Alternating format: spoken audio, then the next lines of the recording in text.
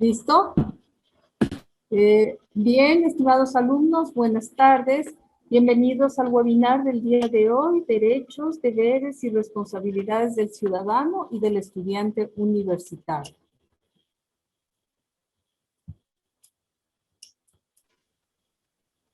¿Me pueden informar si están viendo la pantalla? Sí, se ve. Sí. Magíster, buenas tardes. Perfecto.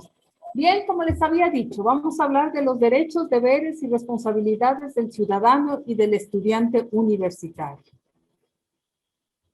Tengo un sumario que, aunque se lo vean ampuloso, son realmente las ideas esenciales que deben tener. Y hablamos de lo que son derechos y deberes, la ciudadanía, la evolución del concepto, ¿qué es ser ciudadano?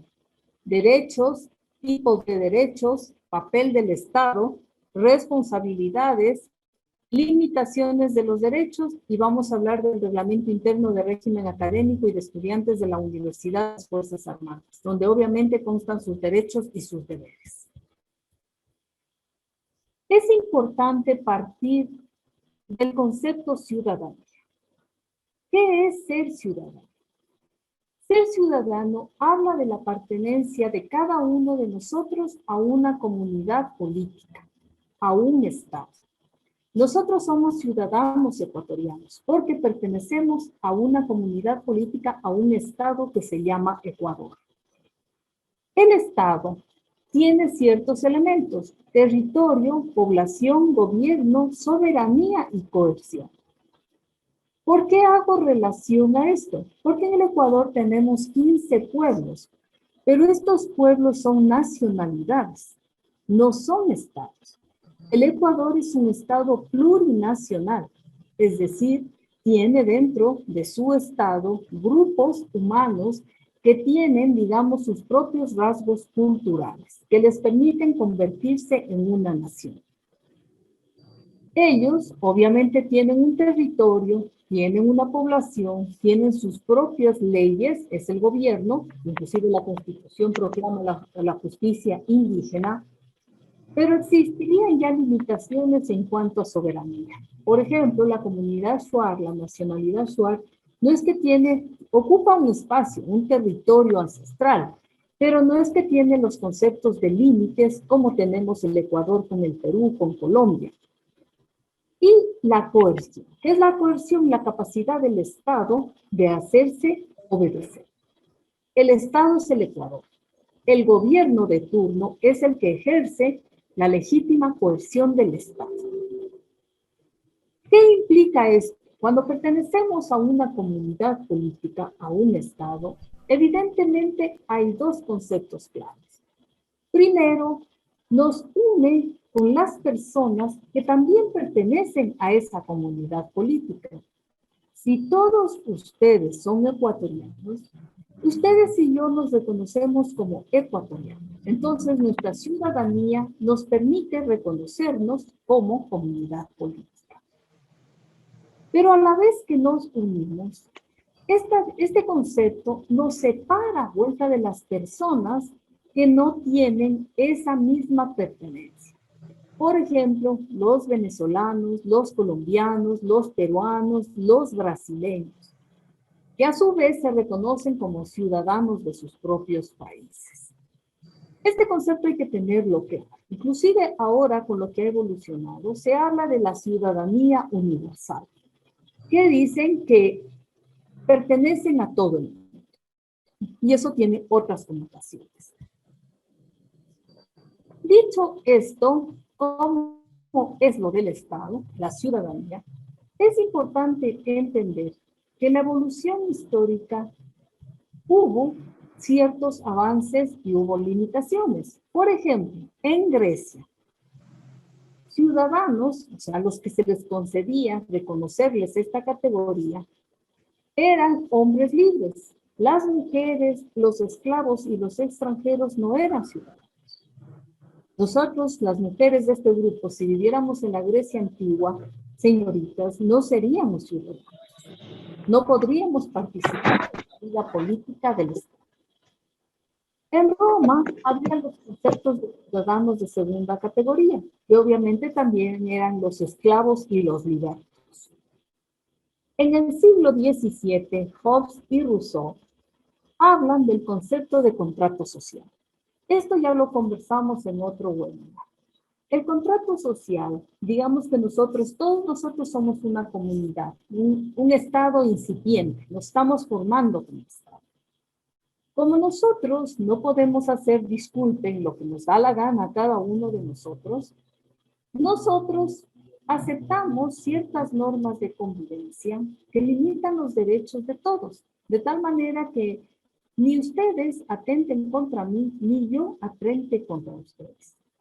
Esa es la forma más genérica del contrato social.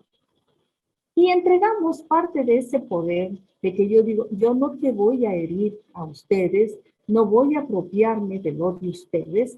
Entregamos ese poder al Estado para que el Estado nos controle y se encargue de que ni ustedes ni yo nos excedamos. En 1789, con la Revolución Francesa, se crea el concepto moderno de ciudadanía y se habla ya de derechos y de deberes. Y Olympia de Grèce es una francesa que habla también de los derechos de las mujeres, porque no teníamos derechos hasta esa época. Teníamos una cierta actividad y posibilidad de participar en la vida social y política, pero era como una concesión, no como un derecho. Y finalmente viene, en el siglo XIX, una serie de revoluciones donde ya se reconoce a la ciudadanía como un estado jurídico. Ser nosotros ciudadanos ya tiene connotaciones jurídicas. ¿Qué es ser ciudadano? Según el diccionario de la Real Academia de la Lengua, ciudadano es una persona considerada como un miembro activo de un Estado, titular de derechos políticos y sometido a su vez a sus leyes. Es un concepto sociopolítico y legal de significado variable. Es decir, los ciudadanos nos pertenecemos a un Estado. Y en ese Estado podemos ejercer derechos, pero a la vez que ejercemos derechos, nosotros también reconocemos nuestra obligación de someternos a sus leyes. Todos nosotros, partiendo de que todos seamos ecuatorianos, todos tenemos una serie de derechos que nos reconoce la Constitución.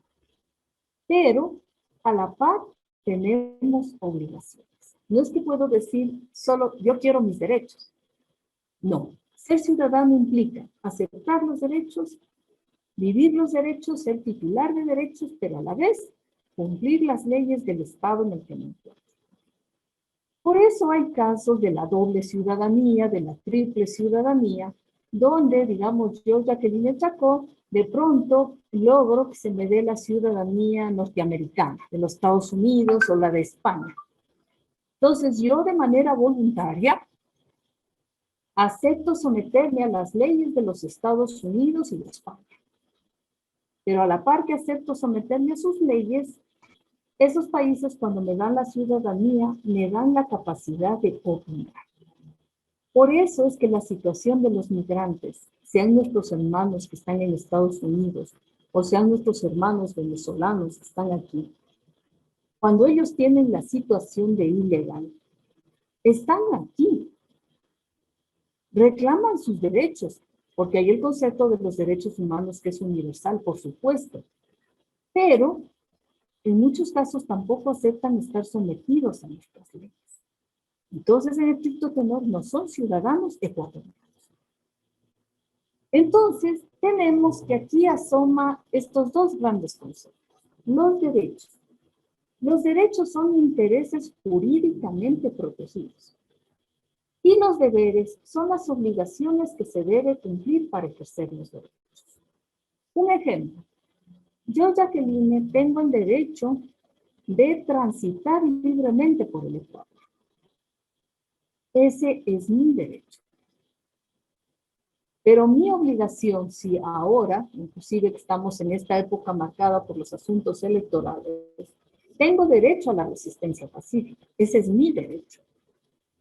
Pero cuando yo, Jacqueline Chacón, en uso legítimo de mi derecho a la resistencia, evito que ustedes trabajen, evito que ustedes saquen sus productos del campo, en ese caso yo estoy atentando contra los derechos de ustedes. Y sus derechos son tan legítimos como los míos. No porque yo reclame, puedo quemar una florícola. Tengo derecho a reclamar, ese es mi derecho. Pero el derecho de la persona que tiene la florícola tiene el derecho a la propiedad. Entonces, miren, aquí empiezan a surgir los límites a los derechos. Y los límites a los derechos están marcados, obviamente, por los derechos de las otras personas. Aquí hay un asunto que ustedes lo deben tener muy en cuenta. Los derechos del hombre, que son los derechos humanos, se nos confieren a todas las personas por ser seres humanos. No importa que hayamos nacido en Europa, en Asia, en África, en cuna de oro, o seamos la persona más pobre. El hecho de ser personas obliga a los estados a reconocernos esos derechos. Mientras que los derechos políticos se le atribuyen al ciudadano. Un ejemplo, nuestros hermanos venezolanos que piden un canal humanitario. Como personas tienen derechos, derechos humanos. Exigirnos, hoy de mañana yo le escuchaba al alcalde del Oro, que hablaba el alcalde del Oro, que decía que si el Estado central, el gobierno central no le da las facilidades, él va a abrir su corredor humanitario. Lógico, eso es reconocerles los derechos humanos a nuestros hermanos venezolanos, por supuesto. Pero nosotros, si abrimos el corredor humanitario, no tenemos capacidad de obligarle al Perú de que ellos abran la frontera. Si nosotros como Ecuador decimos, le damos el corredor humanitario, Perú tiene militarizada la frontera. Entonces, miren, aquí vienen los problemas, los conflictos, los límites entre los derechos y los deberes. Entonces, es importante que usted tenga claro lo que le decía, derechos humanos versus derechos políticos. Repito, por el hecho de usted y yo haber nacido, nosotros somos titulares de derechos. Nadie nos puede quitar ese derecho. Derecho a la vida, tenemos derecho a la vida. Derecho a un trabajo, tenemos derecho a trabajo. Derecho a nuestras convicciones sociales, religiosas, políticas, tenemos derecho a eso.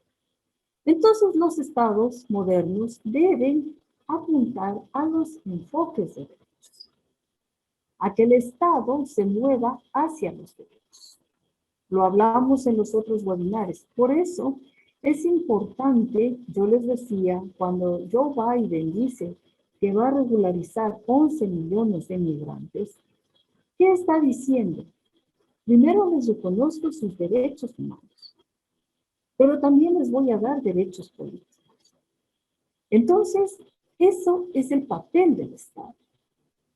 Y obviamente, los enfoques de derechos apuntan a articular las políticas públicas con los derechos humanos, a propender a la igualdad, a propender a la rendición de cuentas, a la participación y al empoderamiento. En este sentido, la Constitución del Ecuador, que ustedes lo habrán escuchado mucho, es una constitución eminentemente garantista, es decir, pro derecho. Las constituciones tienen dos elementos, la parte dogmática, que es, digamos, todo lo que es doctrina, y la parte, digamos, operativa. Como todo lo que yo digo, que es el ideal, lo operativizo en el Estado. Y la Constitución, en el capítulo de los derechos, tiene una serie de elementos que yo los invito a que ustedes lo lean. que son los principios de aplicación de los derechos, el derecho del buen vivir, el derecho de las personas y grupos de atención prioritaria, donde tenemos niños, adolescentes, los grupos de tercera edad, las mujeres embarazadas. Hablando del COVID, bajo este derecho, tienen que ser vacunados primeros los médicos. Aplicando este derecho, porque ese es un derecho, ellos son un grupo de atención prioritaria. Tenemos los derechos de las comunidades, pueblos y nacionalidades, los derechos de participación, lo que acabamos de concluir a las urnas, eso es un derecho de participación, derechos de libertad, que usted decidió poder expresar lo que pensamos, lo discutimos cuando hablamos del buen vivir. Un elemento esencial de la democracia son los derechos de libertad. La capacidad de yo poder disentir de ustedes y poder decirlo y que no se me criminalice por lo que digo. Los derechos de la naturaleza, en ese sentido el Ecuador tiene un avance muy importante, los derechos de protección que se relacionan cuando usted es detenido arbitrariamente y las responsabilidades, que son precisamente los deberes que tenemos como ciudadanos. ¿Cuál es el papel del Estado? Hablando de derechos. No todos tenemos acceso a las mismas oportunidades. Ni ustedes ni yo tenemos acceso a las mismas oportunidades. Pero ustedes y yo somos privilegiados frente a otros grupos que existen en el Estado, que existen en el Estado. Y es evidente que estamos en condición de decidir. A veces las personas decimos, es que a mí me falta esto. Sí, posiblemente nos faltan muchas cosas. Pero parte del ejercicio de la ciudadanía es la reflexión. También reconocer los beneficios a los que hemos accedido y que nos convierten, miren lo que les voy a decir, de alguna manera en privilegiados frente a otros grupos sociales. No tenemos millones, no tenemos. Pero sin embargo, frente a ciertos grupos sociales, mucho más cuando por producto de la pandemia, el desempleo ha incrementado terriblemente en el Ecuador. Mucho más cuando yo les he comentado problemas de violencia contra la mujer, problemas de violencia sexual contra los niños. Es evidente que no se está viviendo un Estado que se garantice todos los derechos. ¿Cuál es el papel del Estado? El papel del Estado es generar las condiciones para que ustedes, yo y todos los ecuatorianos de este país, a través de políticas públicas, podamos acceder a la vivencia de estos derechos. Y es por eso, repito, el Estado es este concepto, territorio, idioma, gobierno, este concepto. Al Estado lo administra el gobierno. Este rato, el gobierno del presidente Lenín Moreno. Y ese gobierno será trasladado el 11 de abril a otra persona. Entonces, los ciudadanos, viviendo estos estados de desigualdad, tenemos que analizar esto. Esto es una copia textual. ¿Qué dice la Convención Americana sobre Derechos Humanos? ¿Y por qué les he copiado? Porque mire, dice, los derechos de la persona están limitados por los derechos de los demás, por la seguridad de todos y por las justas exigencias del bien común en una sociedad democrática. Quiero protestar, proteste. Pero, pretexto de la protesta, quemo todo quito. No, eso usted no puede hacer. Porque cada una de esas oficinas, cualquier cosa que usted destruya, eso no le pertenece, le pertenece a otra persona. Y esa persona tiene el legítimo derecho de haber invertido su dinero y de fructificar con su trabajo. Entonces, cuando nosotros como ciudadanos, bajo la bandera de que estoy defendiendo mis derechos, atento contra los derechos de otras personas, yo quiero protestar. Pero yo no puedo, pretexto de eso, quemar su camioncito donde usted está llevando la leche, porque ese es su derecho. Entonces, los instrumentos internacionales son muy claros. El límite de mi derecho es su derecho. Y yo le veo a una de las niñas guapas de este webinar, que tiene de pronto, qué sé yo, una mochila que a mí me gusta. Yo no me la puedo sustraer. Es que yo quiero, es mi deseo. Sí, trabaja. Porque la niña posiblemente sea un obsequio de sus padres, o sea, algo que ella compró. Ese es su derecho. Por eso cuando nos roban, desde la persona que está en la cárcel hasta los delincuentes de cuello blanco, están atentando contra nuestros derechos. ¿En qué casos se suspenden los derechos? Porque hay casos en los cuales se suspenden los derechos. En caso de guerra, de peligro, por ejemplo, ahora en la pandemia. Cuando el COE dice que no nos debemos reunir, es que yo me quiero reunir en Peguche 3,000 personas en un concierto. Eso es una locura. O sea, ya que decidieron reunirse 3,000 personas en Peguche, esas 3,000 personas deberían convivir solo entre ellos y enfermarse solo entre ellos. Ahí están ejerciendo su derecho de que yo me quiero divertir. Pero yo, Jacqueline, que no fui a Peguche y de pronto me contagio por alguna situación, esas personas están atentando contra mi derecho a la salud y a la vida. Entonces, cuando el COE nos pone límites, por eso el Estado pone límites, no al libre tránsito, no a la reunión de más de 20 personas. Solo en esos casos, como este caso de la pandemia, se ponen y se pueden poner límites a los derechos. Pero por límites que se pongan, nunca se puede limitar su derecho a la vida, su derecho a su integridad personal, su derecho a no ser esclavizado, su derecho a la libertad de conciencia. Entonces, normalmente lo que se restringe es el libre tránsito y la movilidad. Que mi derecho es protegerse, porque de pronto hay cuatreros. Quiero comprar un arma.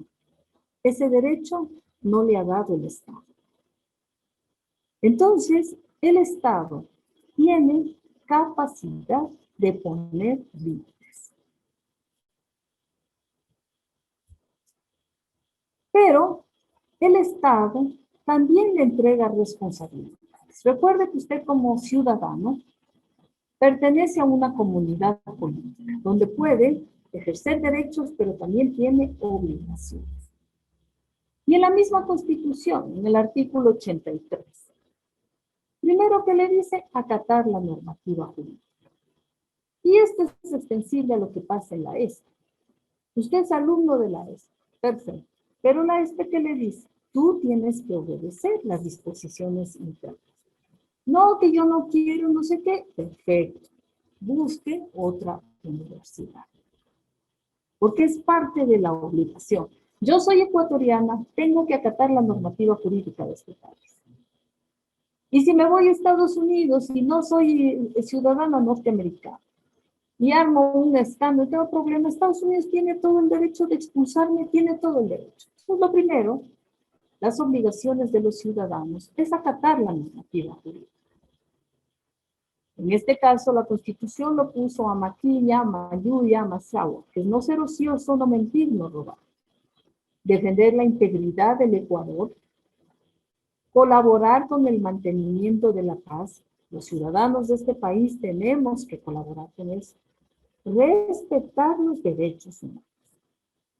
Si yo soy empleador y no le pago a mi dependiente todas mis obligaciones, obviamente estoy atentando contra los derechos de esa persona. Respetar los derechos de la naturaleza. Cuando viene la época de sequedad, ¿cuántos incendios tenemos? Por eso es que si a usted o a mí nos capturan quemando el bosque, vamos presos, por supuesto que tenemos que ir presos, porque estamos atentando contra el Estado y la naturaleza. Promover el bien común.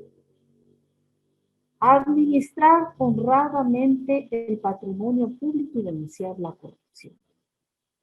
Los últimos meses, y bueno, ¿qué les digo? Los últimos años, los escándalos de corrupción del país son terribles. Que demuestran que no hemos administrado, quienes somos del sector público, como debemos. Practicar la justicia y la solidaridad. Promover la unidad y la igualdad. Asumir las funciones públicas como un servicio a la colectividad. Ejercer la profesión con sujeción a la ley. Conservar el patrimonio cultural y natural del país. Yo creo que todos son importantes, porque los derechos todos son importantes, lo mismo que nuestras obligaciones. Pero respetar y reconocer las diferencias étnicas, nacionales, sociales, generacionales, de género y la orientación e identidad sexual. En las sociedades modernas, nosotros no podemos pensar que la única forma de interrelacionarnos es la heterosexualidad. No.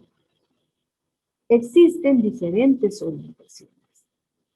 Y la obligación de los ciudadanos es respetar esas diferencias. Por eso, disculpen el ejemplo, si yo le ataco físicamente a una persona que es homosexual o que es transexual, por eso es que es un delito de odio.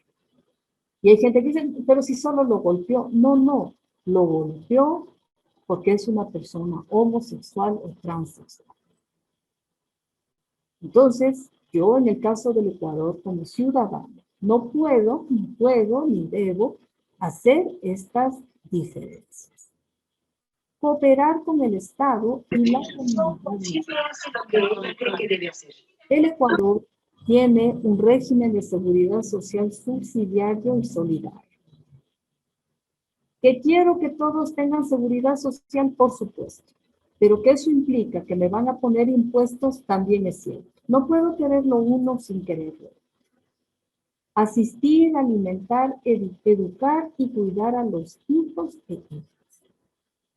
La semana pasada la policía, no miento, ayer, la policía acaba de desarrollar una banda delictiva.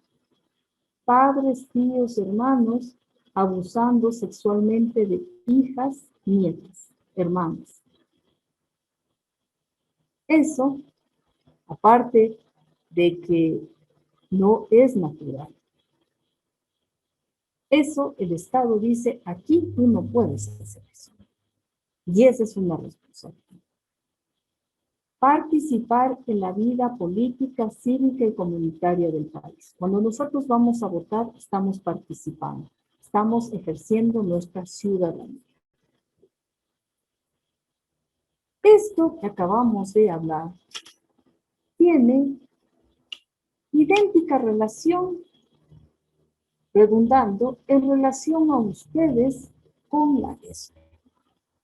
La ESPE, la Universidad de las Fuerzas Armadas, al igual que cualquier otra universidad, en su acepción más genérica es como un pequeño estado. Tiene un territorio, tiene un gobierno, tiene una forma de coerción. Y los estudiantes que se pertenecen a cada universidad, al igual que con el Estado, tienen derechos y tienen deberes. Derecho, tener una educación de calidad. Deber, asistir al webinar que le estamos dando para explicar. ¿Qué voy a asistir? Eso es una tontería. Y después puede decir, no entiendo nada, no sé nada, es educación expresa. Quiere ejercer un derecho, pero no quiere ejercer la obligación. Derecho, nuevamente. Tener Acceso a la educación, a esta educación de calidad, y parte de la educación es cumplir tareas. Su obligación hacer las tareas. Pero si manda, porque hay muchos lugares donde hacen las tareas, paga para que le hagan las tareas, o copia todo, tampoco está cumpliendo con su obligación. Entonces, los estudiantes, al igual que los ciudadanos, tenemos obligaciones y responsabilidades frente tanto al Estado como a la institución a la que nos pertenecemos. Y obviamente el Estado, al igual que la universidad, puede ejercer un mecanismo coercitivo. Digamos que estuviéramos en la presencialidad y usted va y destruye todas las computadoras. La ESPE tiene la potestad de expulsar. La ESPE está ejerciendo una coerción sobre usted, una coerción legítima. De la misma manera que si yo, ciudadano, en ejercicio de mi resistencia pacífica, quemo Quito, el Estado me tiene que sancionar, pues me tiene que sancionar. Entonces, los derechos de los estudiantes, en el caso de la ESPE, les permite acceder, les garantizamos que ustedes van a acceder a una educación de calidad, que si cumplen con todo el régimen académico se van a poder graduar, que nosotros como profesores vamos a hacer nuestro mejor esfuerzo por brindarles conocimientos claros, que les vamos a acceder, en este caso por la parte de la pandemia, garantizarles que tengan una plataforma. A veces tenemos limitaciones, es verdad, pero nos corresponde a nosotros. Ustedes tienen ese derecho. Tienen derecho a asociarse, a integrarse entre ustedes. Y obviamente, miren, esto es un común para todas las universidades. Tienen derecho a recibir una educación superior laica. El Ecuador es un estado laico, no es un estado religioso. Intercultural, democrática, incluyente y diversa, que impulse la equidad de género, la justicia y la paz. Obviamente, si yo como profesor hiciera proselitismo político, yo estoy atentando contra el derecho que usted tiene a formarse imparcialmente. La decisión, si usted apoya tal o cual corriente política, eso es una decisión suya. En 2 webinars previos yo se lo he dicho. Nuestra obligación como estudiantes es brindarle a usted los conocimientos para que usted decida la posición que usted quiera. Y obviamente poder acceder en base a sus méritos a una serie de beneficios. Los deberes que ustedes tienen es cumplir obviamente las exigencias académicas. Es lo que le decía, se le manda una tarea y usted opta por pagar al señor que tiene anunciado por todo lado. No está cumpliendo con lo que esperamos de usted. Normas disciplinarias. No cumple a tiempo lo que se le pide, tampoco está cumpliendo. Asistir a los actos académicos, cumplir con las actividades académicas, respetar las restricciones de acceso, guardar respeto a las autoridades, observar normas de urbanidad, lo que hablábamos, abstenerse de realizar actividades de proselitismo político o religioso, cuidar y velar por la limpieza, dar a conocer presuntos actos de corrupción, cumplir los compromisos contraídos con la ESPE, en este caso, actuar con responsabilidad y honestidad académica y cumplir con los principios y las disposiciones vigentes. Dicho esto,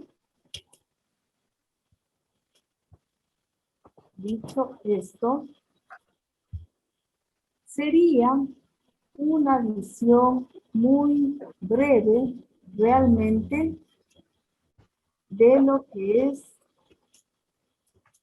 los deberes y derechos de los ciudadanos.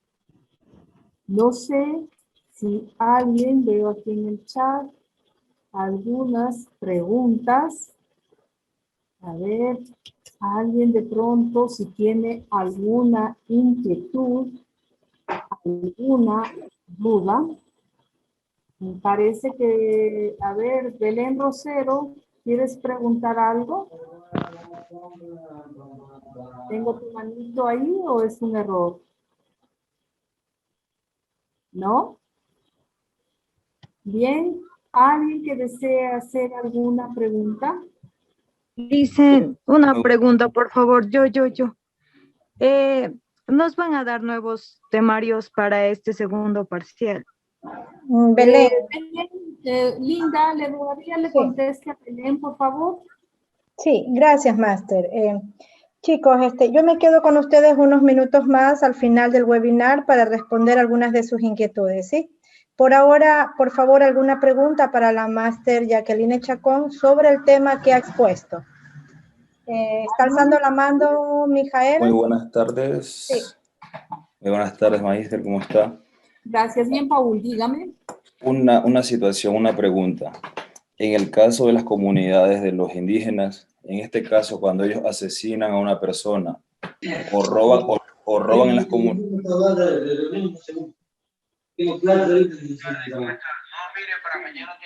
Perdón, Paul, o roban.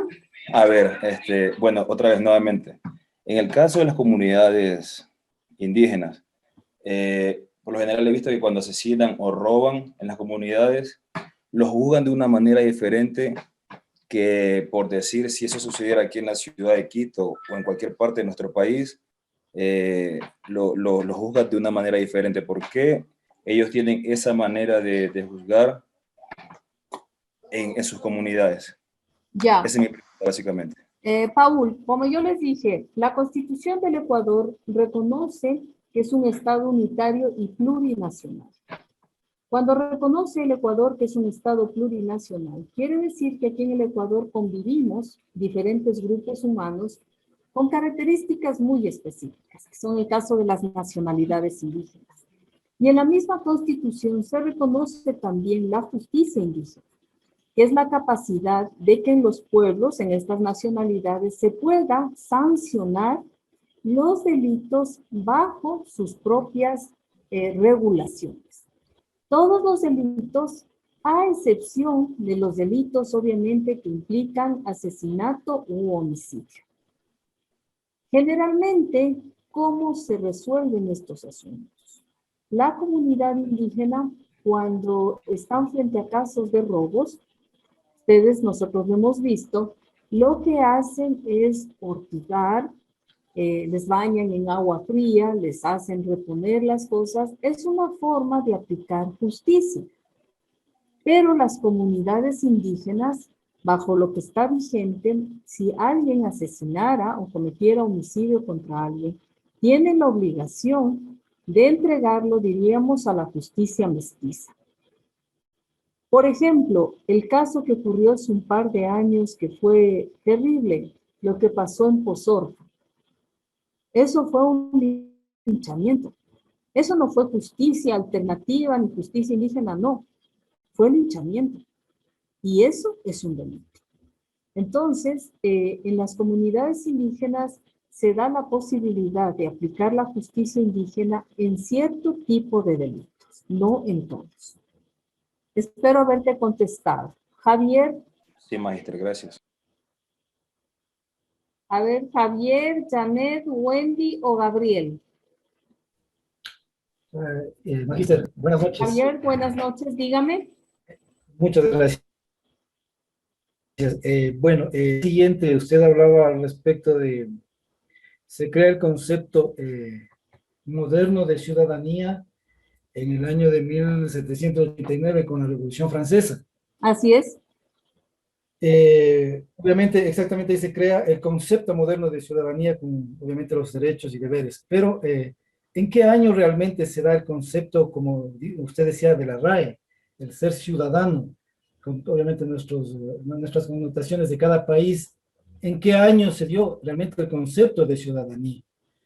Únicamente, perdón, con esto termino. En 1789 se crea el concepto, ¿no es cierto? ¿Se establece ese como año o hay otro concepto después con la RAE, según obviamente la Real Audiencia, digamos, de la lengua, en ser ciudadano? Esa es mi inquietud. Ya, Javier, la RAE, la Academia de la Lengua y el Diccionario, lo que hace es sistematizar, porque el concepto de ciudadanía data desde la Grecia antigua. Siempre se reconoció que la ciudadanía era pertenecer a un grupo de tipo político, obviamente, a un Estado. Y ese Estado concedía derechos y obligaciones. Entonces, por ejemplo, en Grecia, en la polis griega, la ciudad griega, ciudadanos, ¿quiénes eran? Por ejemplo, Aristóteles, Platón, ellos. ¿Por qué? Porque no eran esclavos, porque tenían cierto nivel, cierto estatus económico.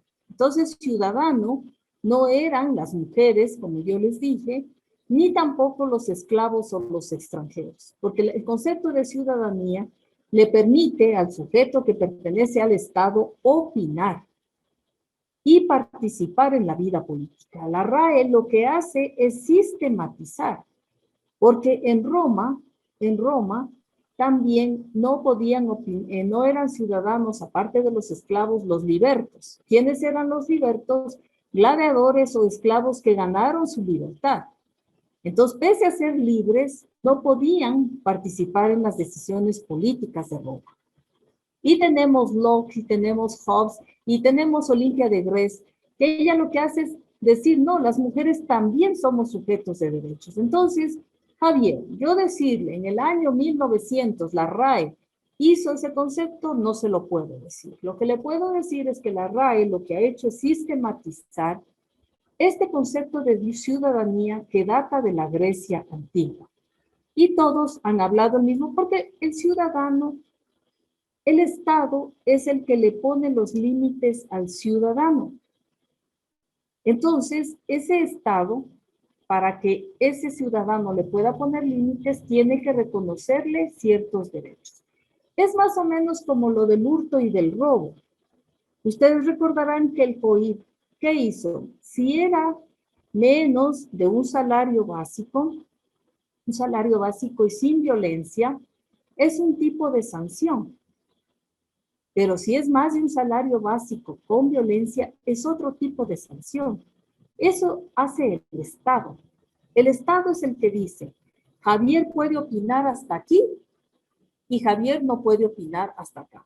Y el rato que Javier es ciudadano ecuatoriano, está aceptando el límite que le pone el Estado. Entonces, sistematizando, Javier, no le podría decir en qué año exactamente la RAE sistematiza el concepto de ciudadano como tal. Yo lo he transcrito porque me parece que se ajusta a toda esta construcción que se hizo a lo largo de siglos, no de años, de siglos, Javier. ¿Sí? ¿Listo? Gracias, Frank. Frank Nicolai. Muchas gracias. Muchas gracias. A usted. Magíster. Buenas noches. Sí, buenas noches. Sí, sigue Frank. Gracias. Tengo una cuestión, ingeniera. Aquí nos cuenta de que tenemos que respetar tanto nuestros derechos como el de los demás, ¿no? Así es. Ya. Pero en caso de los ladrones, o más bien también dicho de quien mata, tengo en esta cuestión siempre tengo otra mentalidad que los demás. Yo pienso que cuando una persona mata a otra, creo que pierde ese derecho de ser respetado o no. Tengo esa mentalidad. Porque de un modo u otro, a esa persona la llevan presa, lleva por años en la cárcel, pero después de un tiempo ya lo van a soltar. ¿Cómo estamos seguros de que no va a volver a hacer ese acto? Ya. Mira, Frank, una cosa es que el Estado y el Poder Judicial no sea eficiente. Eso es un problema. Pero tú te imaginas lo que implicaría que tal vez una persona mata y tal vez aplicáramos la ley del talión y le matáramos también a ellos. Eso nos convertiría en una sociedad bárbara, donde predominaría el ejercicio de la fuerza. La semana pasada, ustedes lo tienen que haber visto, Ese video que se filma en Medellín, que dos chicos venezolanos le enfrentan a un chico peruano, no importa la razón por la que haya sido. Y se ve en el video cómo de una manera brutal estos chicos venezolanos lo lanzan del puente. El día sábado, en el puente que se supone que es, ya encontraron el cadáver de este pobre chico.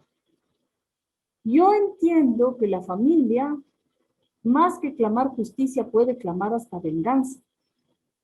Pero en un estado donde tú te sometes a eso, tú no puedes, por fuerte que fuera tu deseo frente a una situación así, tú no puedes tomar la justicia por tu propia mano. Eso le corresponde al Estado. Que el Estado es ineficiente, que el sistema de rehabilitación sale peor de lo que entraron, sí. Yo te entiendo, Fran, y entiendo tu frustración. Pero eso no puede llevar, te repito, a tomar la justicia por propia mano. Para eso está el Estado, para imponer la sanción. Hay casos que hemos visto, roban, les linchan, viene la policía, les detienen, van a la cárcel y la gente dice, pero ¿por qué no hacen nada? Porque en un estado de derechos como es el Ecuador y como son todos los países del mundo, los ciudadanos no podemos ir haciendo justicia por mano propia. Si un poco proyectáramos, digamos, no me imagino el dolor que tiene que ser que una persona muera asesinada, alguien que tú amas y no entiendes porque es un hecho que no es racional, o sea, tú no puedes entender que alguien le haya quitado la vida. Pero digamos que tú le quitas la vida a su vez a esa persona. Tu vida acabó también. Y se convertiría en una suerte de venganza sobre venganza. Por eso les hablaba del contrato social. Tú cedes algo de tu derecho para que el Estado lo administre. Entonces, eso es un concepto que te pediría en todo caso lo analices y lo consideres. Sí, ingeniera. Gracias, Gabriel. Magíster. ¿Vas a tomar la palabra? Dime, Gabriel. Sí, muchas gracias. Yo quería saber sobre respecto a los derechos de los universitarios, ¿no? Ajá. Supongamos que yo necesito hacer un determinado proceso dentro de la universidad y yo para solicitar dicho proceso me baso en el reglamento y en un determinado artículo dentro del reglamento universitario. Por supuesto. Y por alguna razón la persona que recibe el correo es una persona que no está tan pendiente de su correo, se pasan las fechas, no se cumple, o cualquier X y situación que genere en mi caso, y mi derecho como estudiante es vulnerado a partir de un proceso.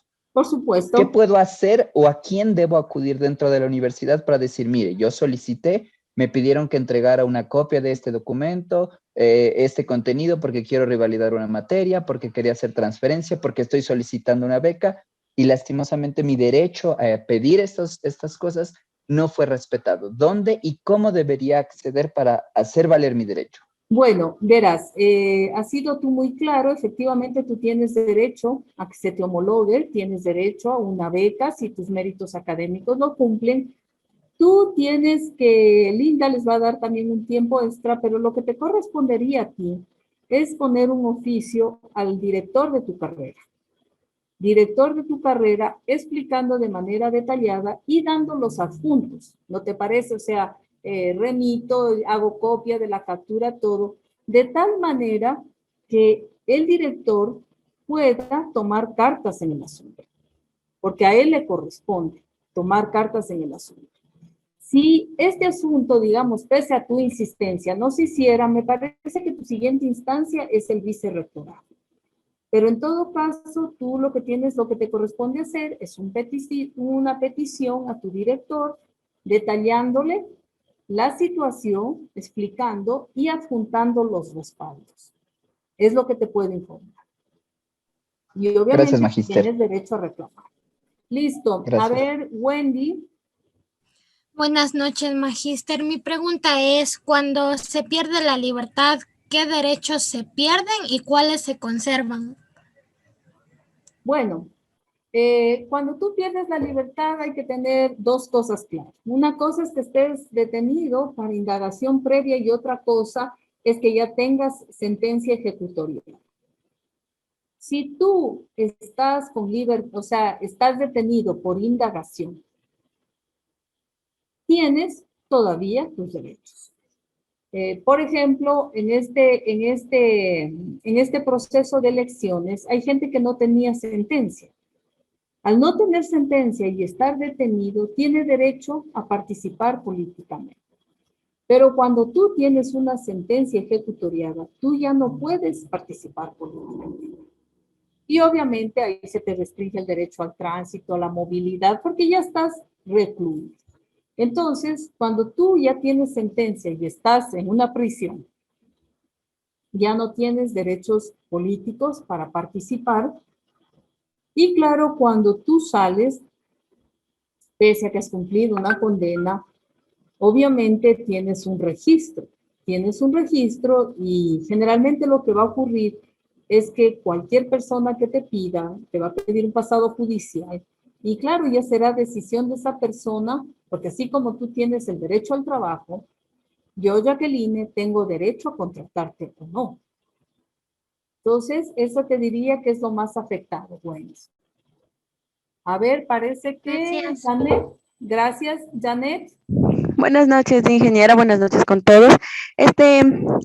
Mi pregunta es la siguiente, más bien una curiosidad. Sería, en caso de los privados de libertad, ¿me podría ampliar un poco más sobre qué limitaciones de derechos tienen estos? Y, o sea, ¿cómo influiría su... Bueno, eso ya se me olvidó porque mi compañera me preguntó algo que quería saber. Solo eso, ingeniera. Es lo que te decía. Si es que está en indagación previa, prácticamente, o sea, lo que tienes restringido es la movilidad. Pero el rato que ya le sale sentencia, obviamente derechos políticos, no tiene derecho tampoco a, tiene derecho a visitas cada cierto tiempo. Te diría que, aunque en teoría no se pierden derechos, a excepción esto de la participación política, restricción a la movilidad, porque pueden seguir estudiando.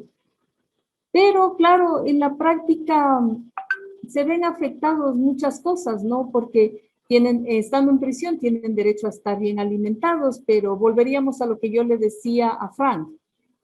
El sistema judicial aquí en el país tenga una serie de limitaciones. No quiere decir que eso les exime ni de responsabilidad, ni a nosotros nos tiene que hacer creer que porque ese sistema no funciona, nosotros podemos hacer un poco los correctivos que queremos. No, tenemos que pasar por estas limitaciones, Belén. A ver, Brian, creo que contigo acabo. Gracias, Inge. Dime.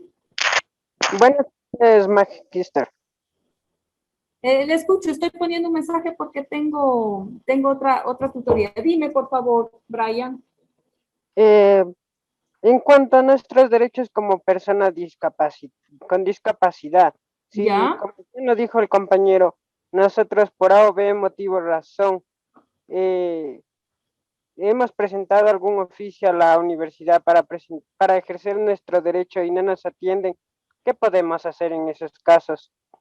Ya, a ver, mira, el día de ayer yo tuve una reunión por un alumno. Eso, en el caso de ustedes, depende de la unidad de bienestar social de la universidad. Sería importante que tomes contacto con la persona que es del Departamento de Bienestar Social para que te oriente, porque en ese sentido no te puedo dar razón en qué punto estará tu trámite, pero yo te hablo por ciencias humanas. Nosotros tenemos algunos jóvenes estudiantes que se encuentran en esta situación y lo hemos ido resolviendo bajo liderazgo de bienestar social. Entonces, yo la recomendación puntual que te doy es toma contacto con bienestar social y obviamente con el director de tu carrera para que él sepa el problema, porque a veces no nos enteramos. que eso es otra cosa. Entonces tú debes hacer un oficio, sistematizo, un oficio a tu director explicándole tu situación y una coordinación con bienestar social. Entonces no vas a tener problema, Brian. Muchísimas gracias, Magister. Listo, yo creo que con esto voy a dar por terminado el webinar. Yo les agradezco mucho la presencia de ustedes. Muchísimas gracias, gracias. Magister. Buenas noches. Gracias a ustedes.